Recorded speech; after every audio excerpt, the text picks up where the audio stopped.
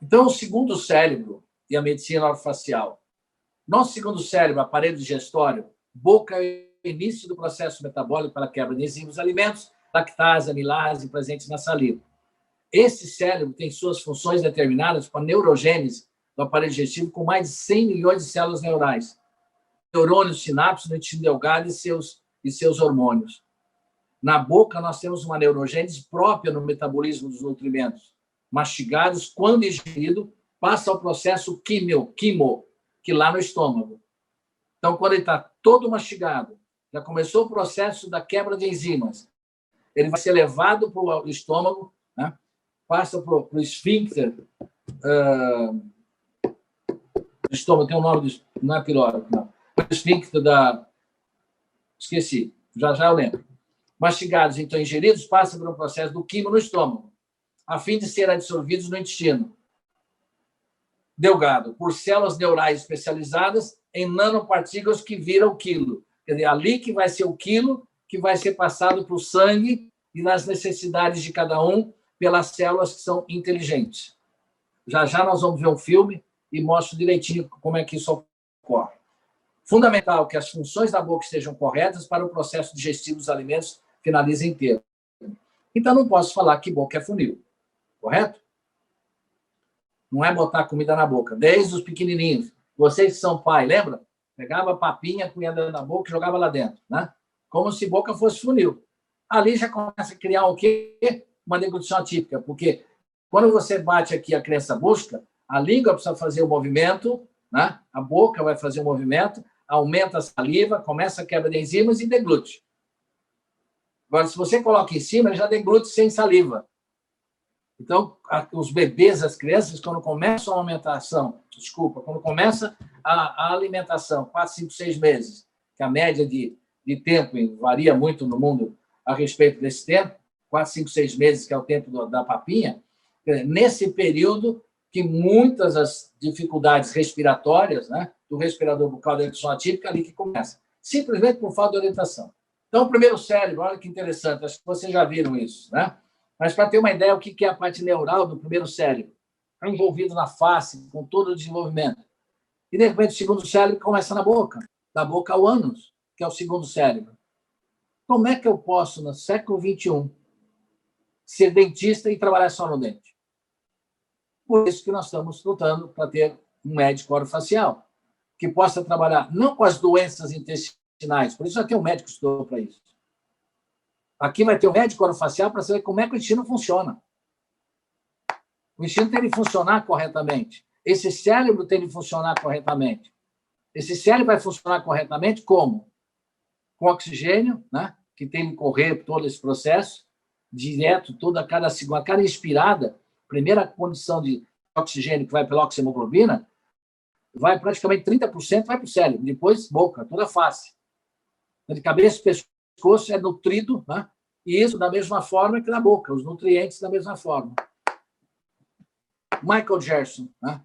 Que desenvolveu uma tese, inclusive com a mesma faculdade que eu trabalhei nos Estados Unidos, Colômbia, né? Que ele era professor lá, mas eu tive praticamente nada de contato com ele, infelizmente. E que falava sobre o segundo cérebro, sistema nervoso central e sistema nervoso entérico. Então, esses dois sistemas nervosos, eles se comunicam um com o outro. Os dois cérebros se falam. Então, de acordo com o Gerson, o sistema nervoso entérico fala ao cérebro e esse órgão responde. O intestino pode afetar o estado de ânimo, estimulação do nervo principal chamado vago.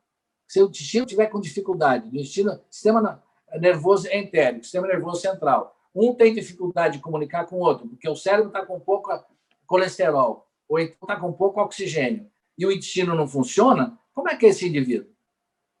Né, Marta? Você já pode contar para a gente, já contou, né? Quem é o indivíduo, o que ele passa na vida, porque esses dois órgãos fantásticos não falam com o outro. Então, o cérebro com o intestino pode ajudar a aliviar depressão, tratar de epilepsia, autismo, síndrome de Down. Tem uma série de fatores que, por exemplo, o síndrome de Down está muito mais relacionado que a trissomia de 21, né? Por isso tem aquela característica da síndrome de Down, mas automaticamente ele não tem uma deficiência neural. Quando ele vai ter deficiência neural? Quando a boca não funciona. E a Kelly, né, que trabalha dessa forma já há muito mais tempo no Brasil, ela teve pacientes que se recuperaram, pacientes que foram para a escola, aprenderam a ler e escrever. Se tivesse com a boca do jeito que estava, sem ter na mão dela, como é que estaria? Seria aquele Down, conversa com a boca aberta, com a língua de fora, né, com dificuldade de falar, de ser entendido. Então, essas e outras sensações na região do aparelho digestivo, que aparentemente tem algum vínculo com os sentimentos, né, podem ter uma explicação científica, segundo o médico Michael Gerson, que está no livro dele, que já está esgotado e não tem outro, não tem uma outra produção. Mas ele escreveu um livro fantástico, que explica direitinho o que é um sistema nervoso entérico e o que é um sistema nervoso central. E isso está envolvido hormônios, está envolvido funções, está envolvido todo o processo de absorção, todo o processo de colocar para todas as células do nosso corpo a nutrição, o nutrimento de cada célula. Qual é o nutrimento de nossas células? Oxigênio e glicose. E passa por tudo isso aí. Próximo. É um filme. Vamos ver esse filme, presta atenção, que ele dá uma noção. Ele é espanhol. Ele tem como dizer assim, ele dá uma noção para a gente como é que percorre todo aquele alimento, né, que você pôs na boca, que virou nutrimento. E esse nutrimento, como é que ele faz, como é que ele passa até ser eliminado. Vamos lá, César, por favor.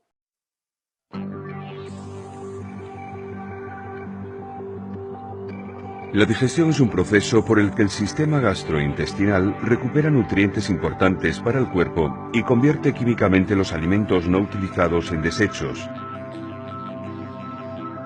La masticación o trituración de los alimentos en la boca es el primer paso de la digestión. La saliva comienza el proceso digestivo y convierte los alimentos masticados en una masa blanda o bolo. Hace que el bolo se deslice y pueda tragarse y desplazarse fácilmente a través de la garganta y el esófago. El bolo pasa a través del esfínter esofágico antes de llegar al estómago. En el estómago se libera ácido clorhídrico para descomponer las moléculas grandes de los alimentos en moléculas más pequeñas y licuar el bolo. El bolo licuado, que en esta etapa se denomina quimo, pasa a través del esfínter pilórico y entra al duodeno, primera porción del intestino delgado. Aquí las enzimas liberadas por el páncreas, el hígado y la vesícula biliar descomponen aún más el quimo en elementos que el cuerpo puede absorber y utilizar fácilmente.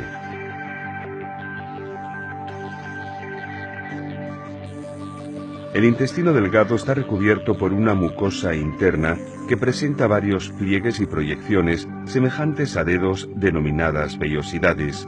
Estas vellosidades permiten que los alimentos digeridos entren al torrente sanguíneo.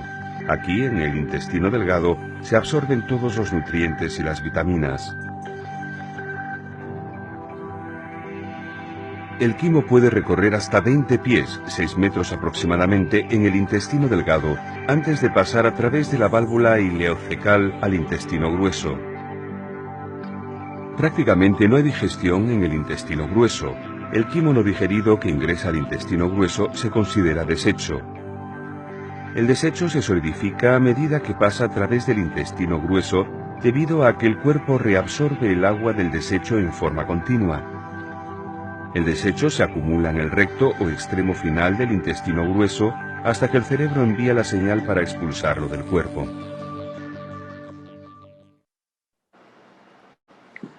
Acho que deu para entender. Bem simples, né? Vocês veem que quando sai da boca, mastigado, já dentro do padrão que a gente falou, vai para o esfíncter esofágico, que eu tinha esquecido, né? Que entra para o estômago, e ali tem bactérias, tem uma série de elementos que eu vou mostrar para vocês quanto tempo fica um alimento no estômago para que isso possa transformar no quilo, né? No quimo. Possa transformar no quimo. O que é esse quimo na realidade? É a transformação de tudo que você colocou de seus nutrimentos, que vai ser nanopartículas para receber do fígado, do pâncreas e da vesícula biliar, receber outras enzimas no duodeno para entrar onde? Entrar no intestino delgado. E ali é tudo líquido ainda. É todo um processo em nanopartículas. E depois você vê quando ele abre o intestino delgado, são células específicas que a única comunicação que existe do intestino com o resto do corpo é naquele momento. Então, ali você imagine se ali já tiver coisas estragadas. Vai ter vômito, volta. Se tem coisas que não podem entrar lá dentro na corrente sanguínea, o próprio corpo, as nossas células são inteligentes. Vocês estão entendendo, cada dia que a gente conversa em célula inteligente, qual é a função, né, do estudo do Prêmio Nobel, que essas células são inteligentes, elas conseguem, olha, o que é bom vai, o que não vai, que não é, vai embora. Agora, elas conseguem colocar, nesse momento, né, as enzimas que saem do pâncreas, do fígado e da vesícula biliar, né, que a bile não é da vesícula biliar, a bilis é do fígado, né, mas leva elementos que vão deixar nanopartículas que vão absorvidas, que vão entrar naquelas pilosidades que vocês viram, e daí para frente, o intestino descenso, que é o intestino grosso, na realidade, ele é o que vai absorver a água. Ele vai eliminando a água, né? É o líquido, aquele líquido que está ali, que vai se eliminando e vai entrando para os outros órgãos para poder fazer o outro papel. Então, na realidade, deu para entender mais ou menos. E agora eu vou explicar para vocês cada parte dessa aqui que passou, a gente vai dialogar um pouquinho, falar sobre cada uma delas.